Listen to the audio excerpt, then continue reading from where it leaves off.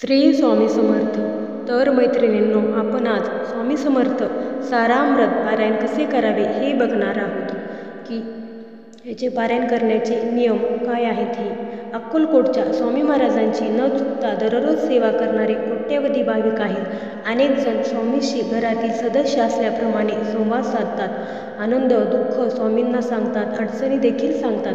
परंतु ज्यांना पहिल्यांदा पारायण करायची इच्छा आहे त्यांनी सर्वप्रथम याचे नियम, पारायणाची योग्य पद्धत, पारायण कसे करावे, कधी करावे, पारायण झाल्यानंतर काय करावे, अशा काही गोष्टी आहेत ज्या जाणून घेणे अत्यंत आवश्यक आहे. त्यानुसार संकल्पबद्ध होऊन स्वामी सेवा सुरू करावी. तर वास्तविक पाहता स्वामींच्या सेवेसाठी वेळ काळ पाहण्याची आवश्यकता नाही असे म्हटले जात असले तरी पण सोमवारी, गुरुवारी आणि पर्वणीचा काळ उत्तम मानला जातो. दशमी, एकादशी, द्वादशी या तिथींना 3 पारायण करावे. ज्यांना शक्य आहे त्यांनी एका बैठकीतच संपूर्ण पोथीचे वाचन करावे. आपली श्रद्धा, भक्ती आणि इच्छा यानुसार या पोथीचे 3, 7 किंवा 21 पारायण करावीत, किंवा रोज एक अध्याय वाचला किंवा ऐकला तरीही चालतो.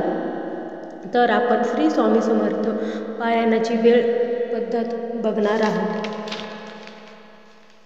सकाळची आपली जी स्नानादिदी कार्य झाल्यावर नित्याची देवपूजा करून जेवणापूर्वी आपल्याला आपण पारायण करावे. वेळ निश्चित करावी. शुद्ध वस्त्र नेसावे. मस्तकी गंध लावावा. कुलदेवता, इष्टदेवता, गुरुदेव आणि श्री स्वामी समर्थ महाराजांचे स्मरण करावे. वडीलधाऱ्यांना वंदन करावे, नमस्कार करावा आणि पारायणाला सुरुवात करावी. श्री स्वामी समर्थ सारामृत चरित्र या पोथीत जसे सांगितले आहे तसे अध्याय पठणास प्रारंभ करावा.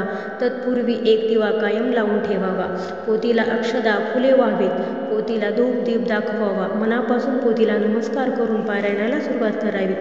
श्री स्वामी समर्थ सारामृत पारायण प्रारंभ कसा करावा, तर आपल्याला उजव्या हातामध्ये पळीवर पाणी घेऊन आपले नाव, तिथी, दिनांक आणि वार याचा उल्लेख करून आपण कोणत्या इच्छापूर्तीसाठी हे पारायण करीत आहोत हे स्वामींना सांगून संकल्प करावा आणि तो उद्देश सफळ होतो म्हणून श्रीची प्रार्थना करावी. हे झाल्यानंतर पळीभर हातात घेतलेले पाणी तांबणा सोडावे. नंतर हे पाणी तुळशीत टाकावे.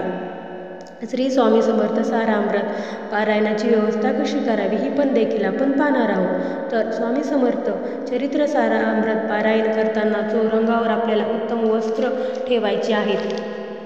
नंतर त्यावर स्वामी समर्थांची मूर्ती किंवा फोटो ठेवावा लागेल. रांगोळी काढावी लागेल.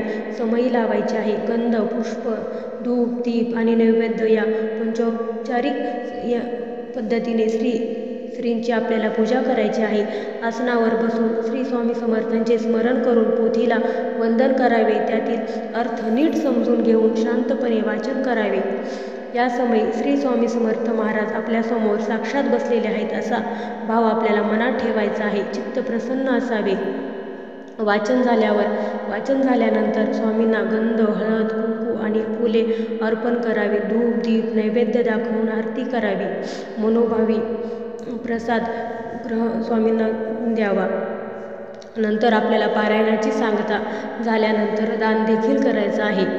अशा प्रकारे मैत्रिणींनो, आपल्याला ही सेवा करायची आहे. जर तुम्हाला हा व्हिडिओ आवडला असेल तर चॅनलला सबस्क्राईब करा ही विनंती आणि समोरून बेल घंटी देखील दाबायची आहे, जेणेकरून तुम्हाला मी टाकलेले नवनवीन व्हिडिओची लिंक पडेल. थँक्यू.